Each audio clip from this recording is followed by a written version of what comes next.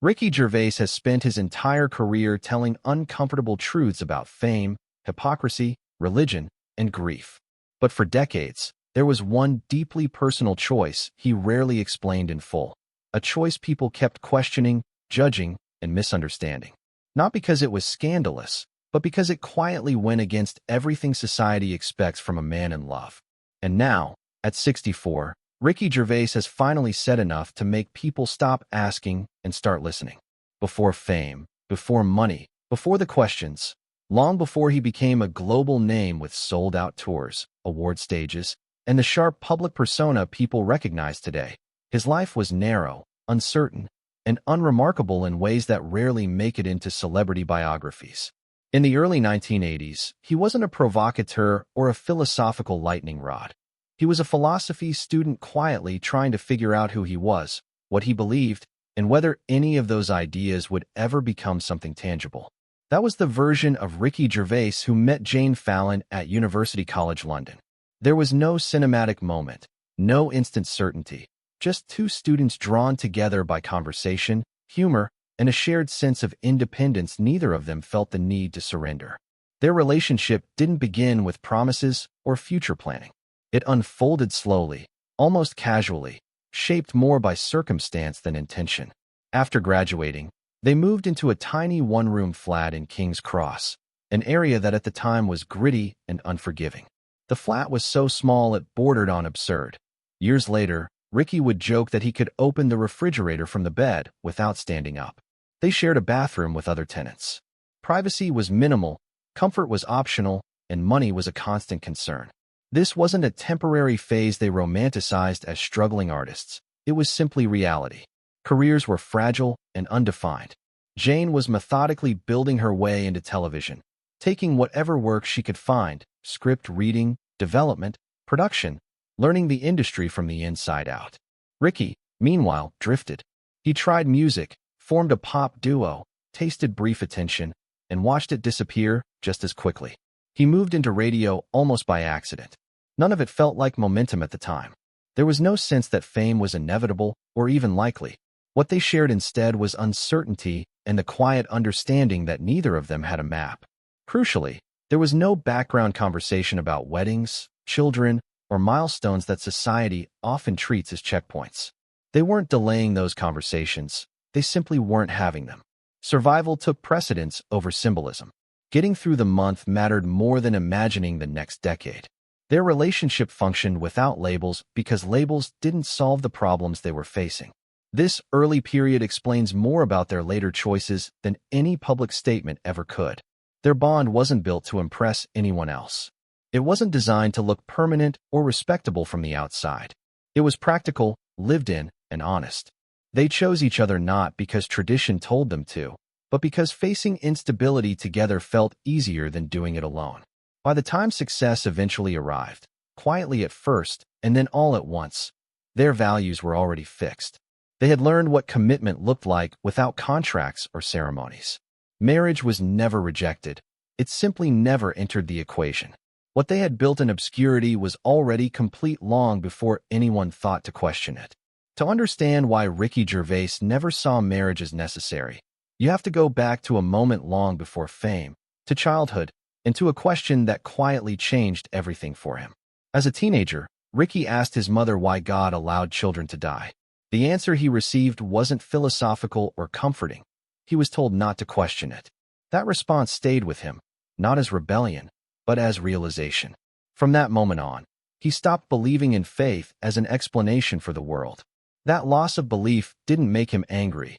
It made him precise. He became someone who trusted reason over tradition, evidence over ceremony. And as he grew older, that way of thinking extended beyond religion into every part of his life, including love. Marriage, in his eyes, was inseparable from the belief system that created it. A vow before God meant nothing to someone who didn't believe anyone was listening. This wasn't a stance he adopted for attention. It was a conclusion formed slowly and quietly, long before anyone was watching. While others viewed marriage as the ultimate proof of commitment, Ricky saw it as a structure built on symbolism rather than substance. A legal contract, a public ritual, a performance designed to reassure society, not strengthen a relationship.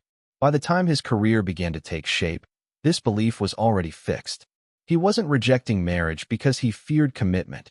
He was rejecting the idea that commitment needed witnesses. To him, love was measured in endurance, not ceremonies. During the years when he and Jane struggled financially, there was no safety net of status or promises. What kept them together wasn't obligation, it was choice. Ricky has often said that many relationships survive because leaving would be complicated.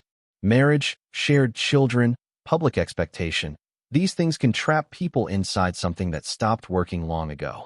In his view, removing those structures makes staying together harder, not easier. If someone can leave at any time and still chooses not to, that choice carries more weight than any vow. This belief didn't harden him. If anything, it made him more honest. He never promised what he couldn't guarantee. He never pretended love was permanent by default. For Ricky, permanence only mattered if it was renewed daily, without pressure, without fear, and without a piece of paper forcing it to exist.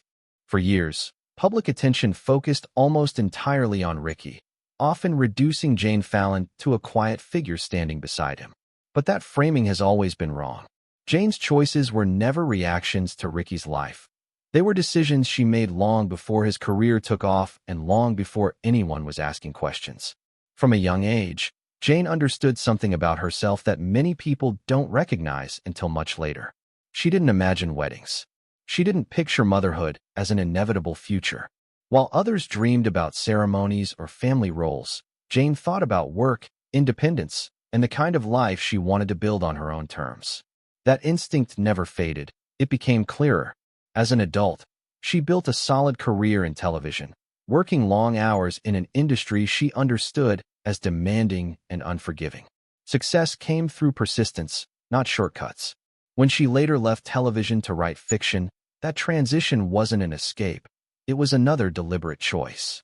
By the time her novels found success, she had already lived several professional lives, none of which required motherhood to feel complete.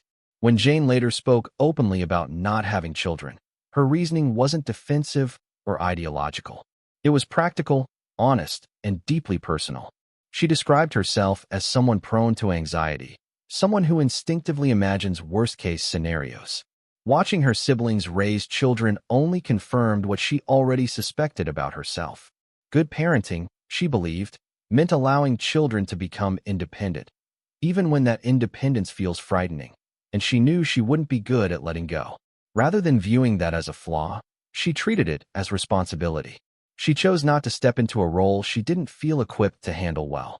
Instead, she became something else entirely, a steady presence in the lives of nieces, nephews, and friends' children, supportive without control, loving without ownership.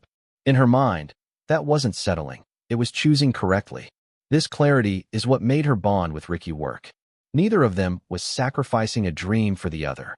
They weren't postponing a life that might happen later. They were already living exactly the lives they wanted, side by side, without resentment or quiet pressure building beneath the surface. When fame finally found Ricky Gervais, it didn't arrive gently. It came late, sudden, and overwhelming. By the time his work reached a wide audience, he was no longer a young man chasing approval. He was someone who had already failed publicly, struggled privately, and learned how little applause actually protects you. That timing mattered. Success didn't reshape his identity. It tested whether the life he had built could survive visibility. What surprised many people was how little his relationship changed. Jane had already experienced professional momentum of her own, at a time when Ricky was still searching for direction. That reversal of the usual power dynamic mattered. When his breakthrough came, Jane wasn't dazzled or intimidated by the world opening up around him. She understood how it worked, the long hours, the exhaustion, the illusions. Fame never became a rival in their relationship. There was no jealousy, no imbalance, no sense that one life suddenly mattered more than the other. For many couples, this is the moment when marriage enters the conversation, when success brings instability and pressure to formalize, to reassure the outside world that something solid exists beneath the chaos. But Ricky and Jane felt no need for that reassurance. Their commitment had already been tested in obscurity, when there was nothing to gain and nothing to protect. Ricky has often suggested that fame made him even more suspicious of symbolic gestures. He watched relationships around him collapse under the weight of contracts, ceremonies, and public promises that couldn't survive private reality. Marriage, in that context, looked less like protection and more like decoration. What held them together wasn't tradition. It was familiarity, trust, and the knowledge that either of them could leave and still chose not to. Fame didn't demand a ring. It simply confirmed that what they had built didn't need one. For a long time, Ricky didn't feel the need to explain himself. His relationship worked, and his life made sense to him. But as his visibility grew, the questions never stopped. Why no wedding? Why no children? Why refuse something that seems so simple from the outside? Eventually, he stopped deflecting and started answering honestly. When he spoke about marriage, his tone wasn't angry or defensive, it was matter of fact. He described his relationship as complete, shared, and long-lasting in every meaningful way. What unsettled people wasn't what he said, but how little doubt there was in his voice. He wasn't struggling with the idea of marriage. He had already moved past it. He didn't dress his explanation up. He didn't talk about fear of commitment or frame the decision as unconventional romance. He said plainly that a ceremony meant nothing to him, that making vows before something he didn't believe in felt dishonest, and that adding legal structure to something already working didn't improve it. To some, this sounded cold, to others, arrogant. But for Ricky, it was consistency. The same worldview that shaped his comedy also shaped his private life. He also pushed back against the idea that refusing marriage meant rejecting love. In his view, love without obligation was stronger, not weaker. Staying because you want to, rather than because leaving would be complicated, was the real test of commitment. He often pointed out that many marriages last not because they are healthy, but because unraveling them would be painful, expensive, or publicly embarrassing.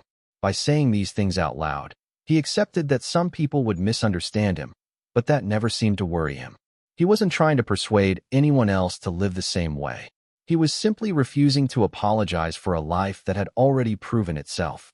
At 64, Ricky Gervais isn't trying to convince anyone anymore. He's simply standing by a life that has already spoken for itself. More than 40 years with the same partner, shared failures before success, shared success without losing each other. No ceremony, no children, no public promises, yet nothing temporary about what they built. For Ricky and Jane, love was never about ticking boxes or meeting expectations.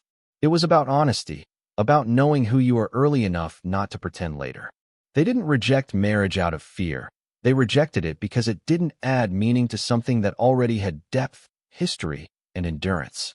There is something quietly tragic in how often society mistakes tradition for commitment, how easily people assume that without weddings or children, something must be missing. Ricky Gervais has spent most of his career challenging those assumptions in public. In his private life, he simply lived the answer. Not everyone will understand that choice, and not everyone has to. Some lives are built to be explained, others are built to be lived.